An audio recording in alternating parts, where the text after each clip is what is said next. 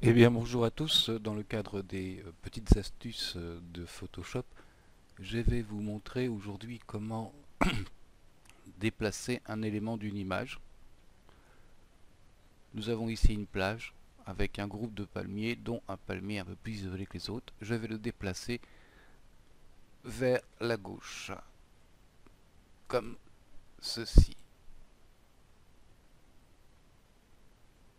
Voilà, Photoshop a reconstitué l'arrière-plan et déplacé mon objet.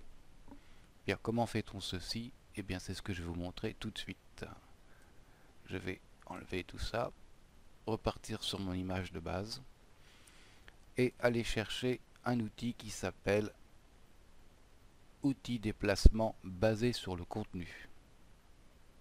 Je le sélectionne, je fais un nouveau calque. Je vais agrandir un petit peu mon image et je vais faire une sélection autour de mon palmier suffisamment large mais pas trop, de manière à avoir aussi de l'arrière-plan.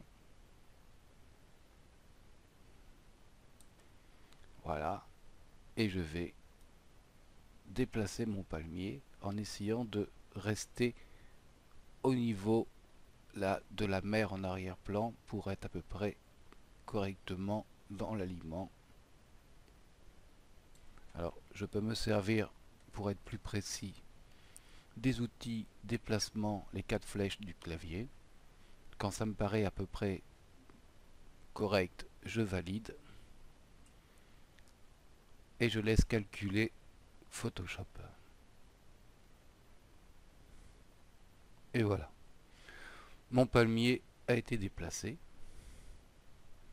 Je peux enlever la sélection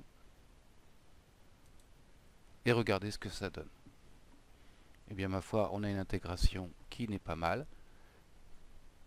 Si j'augmente un petit peu la taille de mon image, je peux voir que par contre ça fait une petite pièce quand même ici, là, une petite différence de couleur.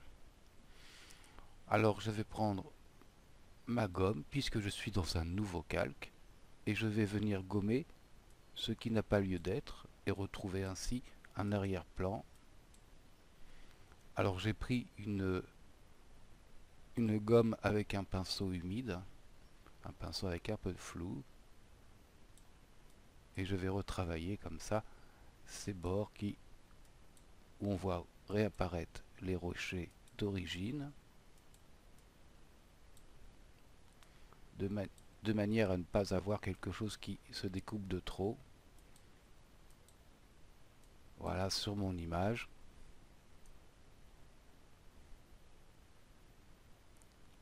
Ça me paraît beaucoup mieux. Il me reste que ce palmier portait une ombre ici, et que la logique voudrait que l'ombre vienne, donc je vais voir si on peut essayer de récupérer cette ombre. Donc je vais encore une fois agrandir mon image, me placer plutôt sur l'ombre, faire un nouveau calque, reprendre l'outil de déplacement et aller chercher l'ombre du palmier. Voilà.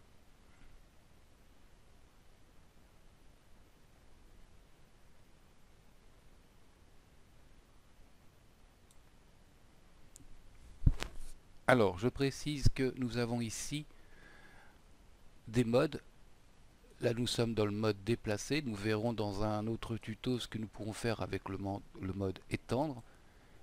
Qu'ici, nous avons un niveau de structure que j'ai poussé au maximum à 7. Bien que tout ça, ça demande du tâtonnement si ça peut fonctionner à des modes inférieurs en fonction de ce que vous voulez faire. Et au niveau de la couleur, j'ai pris 10. Donc je suis au maximum, mais il peut être parfois nécessaire de régler ça si ça ne fonctionne pas comme vous l'entendez. Mais ça, c'est en fonction de chaque image qu'on voudra corriger. Bien, on a donc sélectionné notre ombre et on va tout bêtement sélectionner le voilà et la déplacer pour la ramener auprès de notre palmier déplacé. Je valide, j'attends que ça travaille, je désélectionne et je regarde ce que ça donne. Ça me paraît pas mal du tout. On a un petit défaut ici sur les pierres qu'on va essayer de corriger. Il y a une espèce de flou là, voilà, de sable qui est venu se mettre sur nos pierres ici en arrière-plan.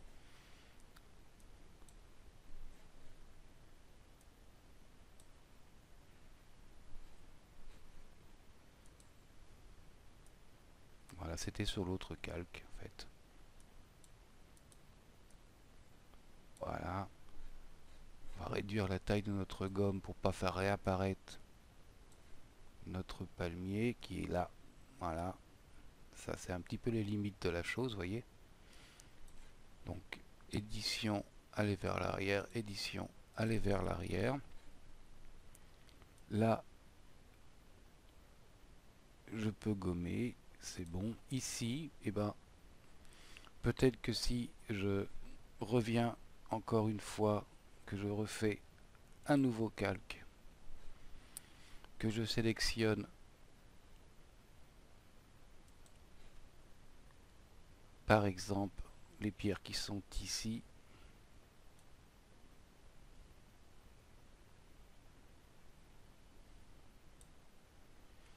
que je fais déplacement,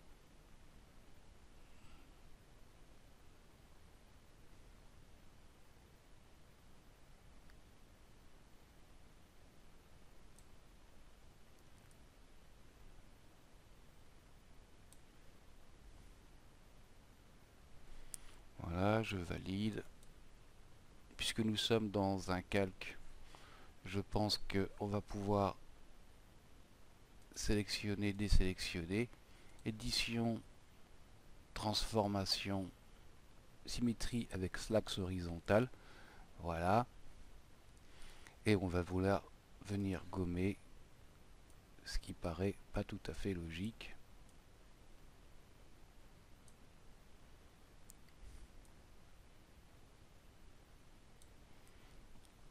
Comme ceci, et voilà, l'illusion est presque parfaite.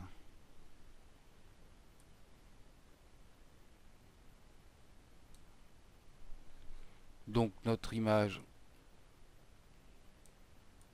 avant et notre image après. Voilà, amusez-vous à déplacer comme ça des éléments. Dans une image qu'il faut quand même le préciser, ne doit pas être avec un arrière-plan très chargé, parce que là on aura des soucis de cohérence. Mais voilà un outil intéressant pour faire des petits montages dans Photoshop. Je vous dis à bientôt, salut à tous.